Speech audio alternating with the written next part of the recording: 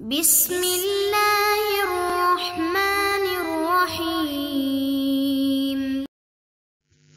اعوذ باللہ من الشیطان الرجیم بسم اللہ الرحمن الرحیم صلی اللہ علی رسولہ الکریم وآلہ الاطیبین الاطہرین المعصومین۔ السلام علیکم ورحمۃ اللہ وبرکاتہ۔ طلاب کرام عزیز، کیسے ہیں؟ امید کرتے ہیں کہ آپ خیر و عافیت سے ہوں گے۔ دروس فی علم الاصول حلقہ ثالث کا سبق نمبر 5 شروع کر رہے ہیں، جس میں عنوان قرار دیا گیا کتاب کی عبارت شمول الحکم للعالم والجاہل سے لے کر الحکم الواقعی والظاہری تک۔ طلاب کرام عزیز، آج کے درس میں جن نکات کو محور گفتگو قرار دیا جائے گا وہ یہ ہیں: نمبر 1، احکام الہی عالم اور جاہل کے لیے برابر ہیں، اس کی وضاحت کی جائے گی کہ اس کا مطلب کیا ہے۔ نمبر 2، تخطئہ اور تصویب والے نظریے کی وضاحت کی جائے گی احکام الہی کے بارے میں۔ آئیے عبارت کو ملاحظہ فرمائیں۔ شہید صدر فرماتے ہیں شمول الحکم للعالم والجاہل، احکام الہی شامل ہیں عالم کو بھی جاہل کو بھی، یعنی مبادا کو یہ خیال کرے کہ احکام الہی کا فقط تعلق عالم کے ساتھ ہے۔ عالم سے مراد یہ ہے کہ یہاں پہ عالم یعنی عالم بے حکم الہی یا احکام الہی، جاہل یعنی جاہل عن الاحکام الہی۔ وَأَحْكَامُ الشَّرْعِيَّةِ تَكْلِيفِيَّةً وَوَضْعِيَّةً تَشْمُلُ فِي الْغَالِبِ الْعَالِمَ بِالْحُكْمِ وَالْجَاهِلَ عَلَى السَّوَاءِ وَلَا تَخْتَصُّ بِالْعَالِمِ۔ احکام شرعی تکلیفی ہوں، احکام خمسہ میں سے ہوں یا وضعی ہوں، زوجیت و ملکیت و رقیت وغیرہ میں سے ہوں، یہ احکام شامل ہیں اکثر و بیشتر اس کو جو احکام اور حکم الہی کے بارے میں جانتا ہے اس کو بھی، اور اس کو جو احکم سے جاہل ہے اس کو بھی شامل ہیں برابر برابر۔ یعنی احکام خمسہ کا اور احکام وضعیہ، احکام خمسہ کا وجوب و حرمت و اباحہ و کراہت، اور احکام وضعی کے آثار دونوں پر ہیں، عالم کے اوپر بھی ہیں جاہل پر بھی ہیں، بدون کم و کاس، بغیر فرق کے۔ ایسا نہیں کہ مخصوص ہوں، سوا کا مطلب کیا ہے؟ یعنی احکام الہی مخصوص نہیں عالم کے ساتھ بلکہ برابر برابر ہیں۔ وَقَدْ عُدِّیَ أَنَّ الْأَخْبَارَ الدَّالَّةَ عَلَى ذَلِكَ مُسْتَفِیضَةٌ، اور بے شک دعویٰ کیا گیا ہے، یہ کہا گیا ہے کہ شیخ انصاری کی جانب یہ بات منسوب ہے کہ دعویٰ کیا گیا کہ اخبار جو دلالت کرتی ہیں علی ذالک کہ احکام الہی مخصوص ہیں جاہل کے ساتھ، علی ذالک یعنی تساوی پر، کہ دونوں کے لیے ہیں، وہ احکام مستفیضہ، وہ روایات مستفیضہ ہیں، یعنی اس حد تک نہیں ہیں، تواتر کی حد تک روایات نہیں پہنچتی کہ جو یقین آور ہوں۔ وَيَكْفِي ذَلِكَ وَيَكْفِي دَلِيلًا عَلَى ذَلِكَ اطلاق و عدلت تلک الاحکام۔ اب جب یہ اگر قابل اشکال بات ہے کہ جو عالم و جاہل کے لیے احکام پر ادلہ اور روایات و اخبار ہیں وہ مستفیضہ ہیں، یعنی ان کو مورد دلیل قرار نہیں دیا جا سکتا، تو پھر شہید صدر فرماتے ہیں کہ اگر وہ روایات نہیں ہیں تو کوئی بات نہیں ہے، اس کے لیے اللہ ذالک یعنی احکام کا برابر ہونے کے لیے بطور دلیل کافی ہے یہ ان احکام کی ادلہ کا مطلق ہونا، اطلاقات یعنی ان کے اندر جو جن احکام کے اندر وجوب، حرمت، کراہت، اباحہ، رقیت، زوجیت وغیرہ ثابت ہوتا ہے جن ادلہ کے ذریعے سے، ان ادلہ کے ذریعے یہ نہیں کہا گیا، ان میں یہ قید نہیں آئی ہے کہ یہ احکام، یہ آثار مخصوص ہیں عالم کے ساتھ۔ خود قید کا نہ آنا بیان ہے کہ یہ احکام مطلق ہیں، یعنی عالم کے لیے بھی ہیں، جاہل کے لیے بھی ہیں. ضروری نہیں ہے کہ ہم وہ ان روایات مستفیضہ سے جو بقول شیخ انصاری کے مستفیضہ ہیں ان کا ہم سہارا لیں، بلکہ نہیں، ان احکام کی جو ادلہ ہیں ان کا مطلق ہونا بھی ہمارے لیے دلیل ہے کہ یہ احکام مساوی ہیں. ولہذا اسی وجہ سے اصبحت قاعدۃ اشتراک الحکم شرعی بین العالم والجاہل مورداً للقبول علی وجہ العموم بین اصحابنا. اسی وجہ سے یہ قاعدہ کہ حکم شرعی مشترک عالم و جاہل کے درمیان میں یہ قاعدہ مورد قبول ہوا ہے، مقام قبول واقع ہوا ہے تمام ہمارے علماء کے درمیان میں. یعنی تمام ہمارے علماء نے اس قاعدے کو قبول کیا ہے. کسی نے بھی یہ نہیں کہا کہ جاہل اس سے استثناء ہے، احکام سے استثناء ہے، الا سوائے یہ کہ اذا دل دلیل خاص علی خلاف ذلك فی موضع. ہاں اگر کسی خاص مقام پر کوئی مخصوص اگر دلیل آ جاتی ہے جو ان اطلاقات سے قید کی جانب جاتی ہے تو پھر وہی مورد قید، مورد خاص دلیل جو ہوگا اس پر ہی عمل کیا جائے گا، وگرنہ عمومی طور پر کوئی بھی خاص دلیل نہیں ہے بلکہ اطلاق پایا جاتا ہے، اور اسی اطلاق کی بنا پہ ہم عالم و جاہل کے ساتھ احکام کے اشتراک کے قاعدے کو مانیں گے اور ثابت کریں گے. اس کے بعد فرماتے ہیں کہ وقد یبرہن علی ہذہ القاعدۃ عن طریق اثبات استحالۃ اختصاص الحکم بالعالم. اور اس قاعدے اشتراک پر برہان لایا گیا ہے اس راستے سے کہ محال ہے کہ ہم اس بات کو ثابت کریں کہ حکم مخصوص عالم کے ساتھ، محال ہے. یعنی اگر ہم حکم کو عالم کے ساتھ مخصوص کرتے ہیں تو اس محال لازم آتا ہے. یعنی تقدم الشیء علی نفسہ جو کہ اجتماعی جس کا لازمہ اجتماعی نقیض وہ لازمہ یہ ہے لأنہ چونکہ یعنی ان العلم بالحکم قد اخذ فی موضوعہ. مطلب یہ ہے کہ اگر عالم کے ساتھ مخصوص کریں ہم حکم کو تو اس کا مطلب یہ ہوگا کہ علم، حکم پر علم یہ موضوع حکم کے اندر بطور قید لیا جائے. یعنی موضوع کے اندر قید یہ ہے کہ علم بالحکم ہو. وَيَنْتَجُ عَنْ ذَلِكَ، اور اس کا نتیجہ یہ نکل رہا ہے کہ تأخر الحکم رتبۃ علم بہ، کہ حکم کا رتبہ بعد میں ہو، حکم مؤخر ہو رتبے کے لحاظ سے اس حکم کے بارے میں علم رکھنے کے بارے میں. یعنی جو حکم کے بارے میں علم ہے اس سے رتبہ اس کا خود حکم کا کم، یعنی پہلے علم بے حکم ہو بعد میں حکم ہو، یہ نتیجہ نکلتا ہے. اور نتیجہ وتوقفہ علیہ وفقا لطبیعت العلاقۃ بین الحکم و، اور یہ کہ موقوف ہو جائے گا، یہ غور فرمائیں توقف کی ضمیر جاری تاخر الحکم، حکم کا مؤخر ہونا موقوف ہو جائے گا علیہ علم بے حکم پر.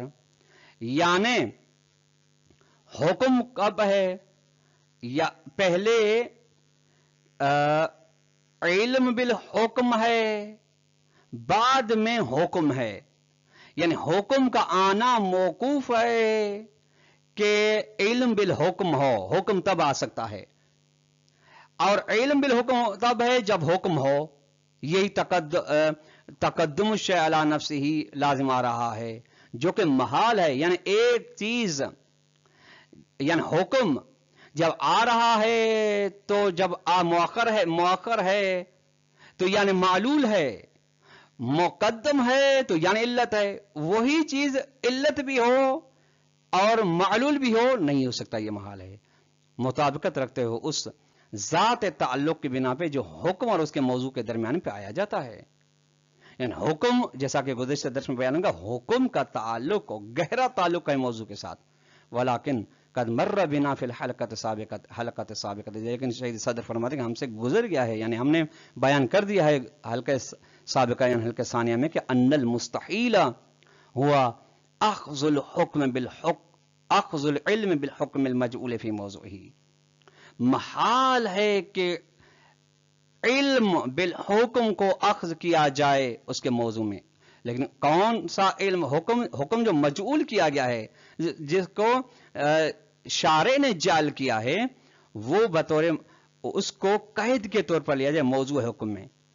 ला अख्ज़ुल इल्म बिल जाल, हाँ ये महाल नहीं है कि इल्म को जाल के साथ मुक़य्यद किया जाए। हाँ, इल्म को बतौर कैद उस हुक्म के साथ जो मजऊल हो उसके अंदर बतौर कैद लिया जाए, ये महाल है। लेकिन हाँ, अगर इल्म को बतौर कैद जाल इशारे के साथ लिया जाए तो इसमें कोई इश्काल नहीं है। फिर मौजूल हुक्म मजूल फी, वो जाल जो उस हुक्म के मौजू में है जिसमें हुक्म को करार दिया गया है, जिस मौजू में हुक्म को करार दिया है। वह तरतब अला मा ज़करना हो मिन अश-शुमूल अन्नल अमारत वल उसूल अल्लती यरजिउ इलैहा अल-मुकल्लफ अल-जाहिल, और वो मौकूफ हो जाते हैं उस नजरे पर जिसको हमने बयान किया है। वो ये कि नजरिया कौन सा? शुमूल, यानी अहकाम इलाही आलिम और जाहिल को शामिल हैं।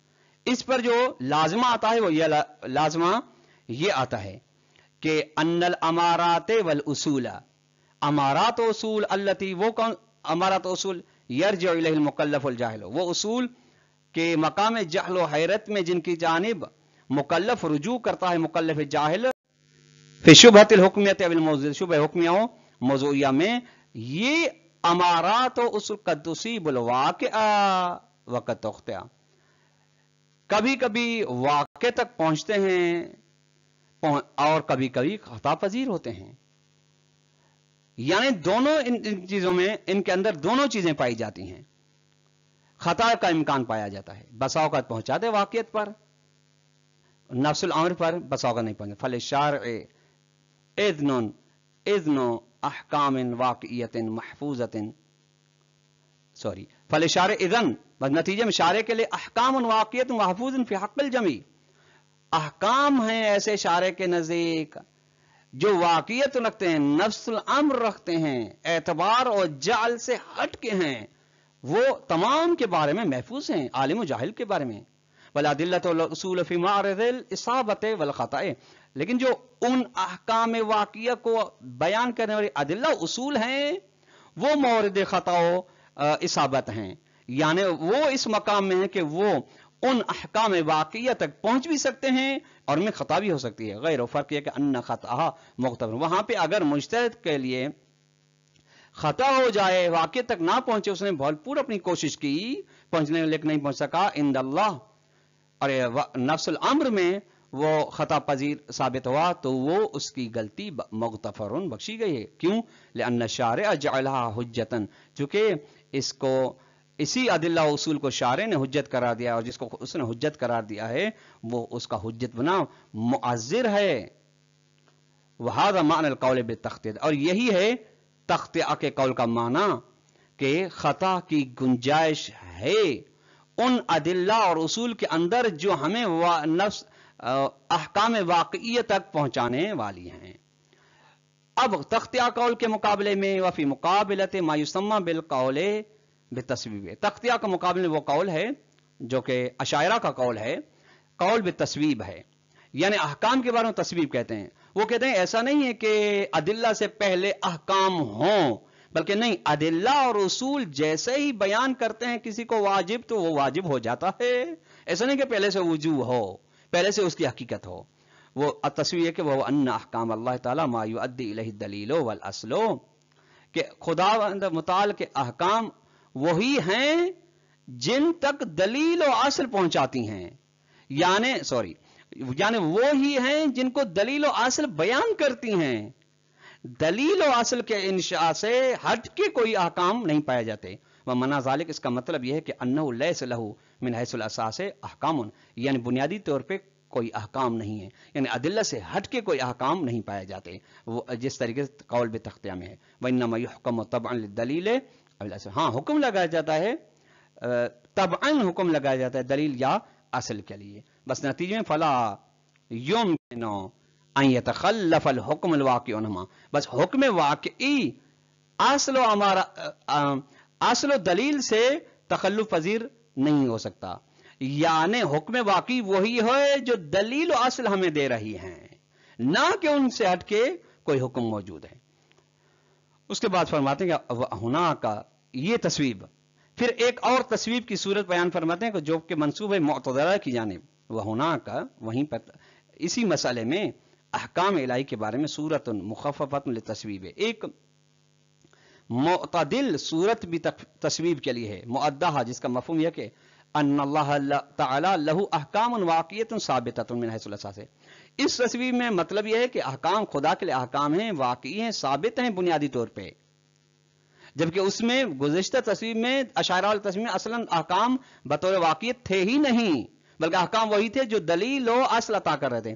وَلَكِنَّهَا مُقَيَّدَةٌ بِعَدَمِ قِيَامِ الْحُجَّةِ مِنْ أَمَارَةٍ او اصل علی خلافہ، لیکن یہ مقید ہیں، لیکنہا یعنی وہ احکام واقعیہ مقید ہیں اس کے ساتھ کہ ان کے برخلاف کوئی حجت قائم نہ ہو، حجت سے مراد یعنی کوئی امارہ ان کے برخلاف نہ آئے تو واقعیت رکھتے ہیں، اگر اصل ان کے برخلاف قائم نہ ہو تو واقعیت رکھتے ہیں۔ فإن قامت الحجت علی خلافہ تبدلت، بس اگر کوئی حجت یعنی اصل یا امارہ کوئی ان کے احکام واقعیہ کے برخلاف برعکس قائم ہوا تو تبدلت، وہ احکام واقعیہ کی حقیقت تبدیل ہو جاتی ہے، واستقرت ما قامت علیہ الحجت، اور وہی احکام ثابت ہو جاتے ہیں جن پر حجت قائم ہوئی ہے۔ اب تصویب کے دونوں معنی کے بارے میں شیخ صدر نظریہ بیان فرماتے ہیں وَقِلَا هَذَيْنِ النَّحْوَيْنِ مِنَ التَّصْوِيبِ باطل، یہ دونوں قسم کی تصویب اشعری و معتزلی باطل ہے۔